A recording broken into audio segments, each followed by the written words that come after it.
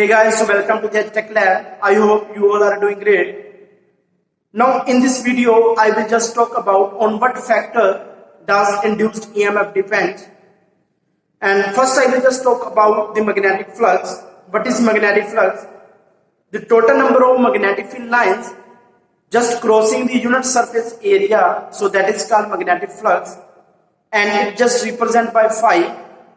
So we can write here the flux just equal to the dot product of magnetic field and area vectors. So now when I just open the dot product, then I will write in the form BA cos theta, and theta is just nothing but it is the angle between the magnetic field and area vectors. So now if magnetic field generated by the source is continuous change with time, then it means the flux link with the coil is also continuous change with time. So here I will just take the time derivative on both sides. You can see d phi by dt is equal to A cos theta dB by dt. So this is our equation number 3.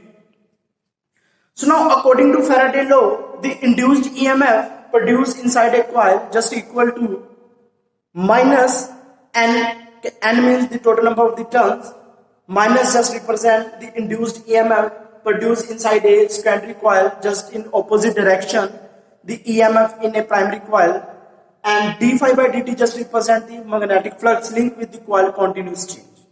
So now when I just put the equation number 3 into equation number 4, then result come out to be a E equal to minus NA cos theta dB by dt. It means the induced EMF produced inside a coil just depend upon the number of the turns, area of the coil, angle between the magnetic field and area vectors, and change of the magnetic field. Let's see our first activity. Now what fact on induced EMF with changing the orientation of the coil?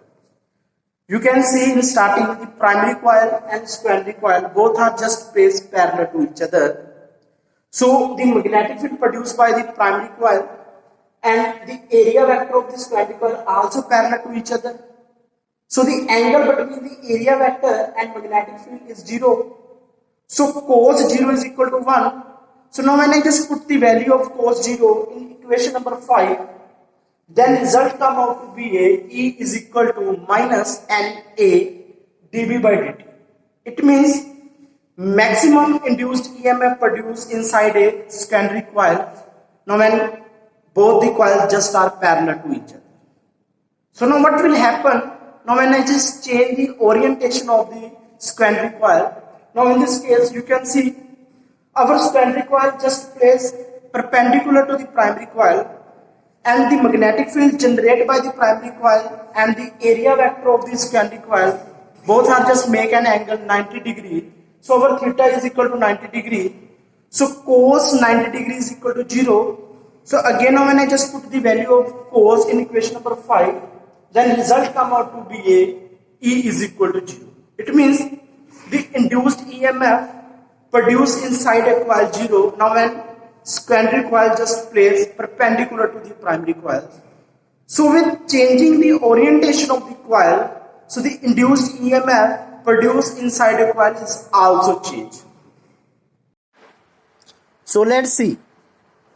So this is our induction coil, and it just consists of the large number of turns of copper wire, and end of the copper wire is just connect to the LED.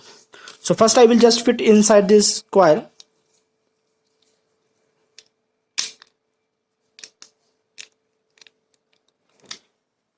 And this is our induction stove, and it just work on the base eddy current we already know. Now when high frequency alternating current is just fed to the primary coil of this induction stove, then it generates the non-uniform magnetic field. And direction of the non-uniform magnetic field, it may be in upward or it may be downward, but always remain perpendicular to the induction stove.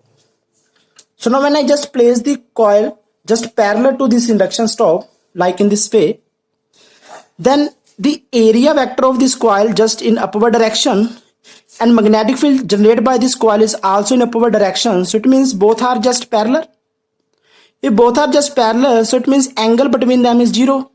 So now when I just put the angle inside the formula, E is equal to minus NA cos theta dB by dt, then cos 0 is equal to 1. So it means the maximum induced EMF produced inside this coil.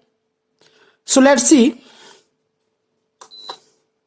You can see our LED just glow because the magnetic flux linked with this coil is maximum and induced EMF produced inside this coil is maximum. So, but now when I just change the orientation of this coil like in this way, then the magnetic field generated by the induction stove is always perpendicular upward in this direction.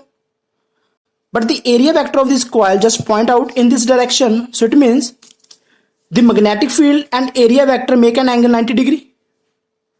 So now cos 90 degree equal to 0. Now when I just substitute into formula, then result come out to be a E equal to 0. It means induced EMF produced inside this coil is 0 at that position. So let's see.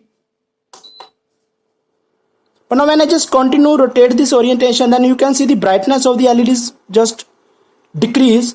At that point you can see our LEDs not glow because the area vector of this coil light point in this direction and magnetic field in upward direction, so make an angle 90 degrees. So induced EMF produced inside this coil is 0. But now when I just continue change, then you can see our LED just glow. Our next activity, I have the two coil and the area of both the coil is different. But the induced EMF produced inside the coil is also depend on the area. So more the area of the coil, then more the induced EMF produced inside this coil. So let's see. You can see the red terminal and black terminal of the multimeter is just connect to the end of the smaller coil, and I will just place on it and note down the induced EMF produced inside this coil on the multimeter.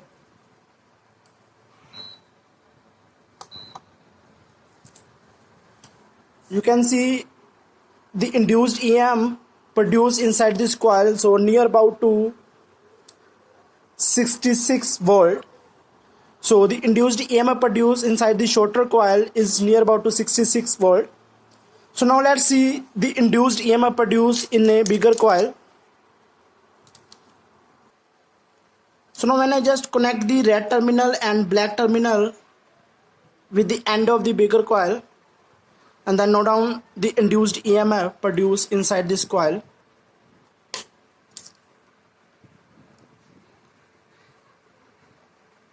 The voltage across the bigger coil near about to the 81 volt. So it means more the area of the coil, so more the induced EMF produced inside this coil. So with increasing the area, so induced EMF is also increase. So thanks for watching. So please like and subscribe if you want to see more and more videos.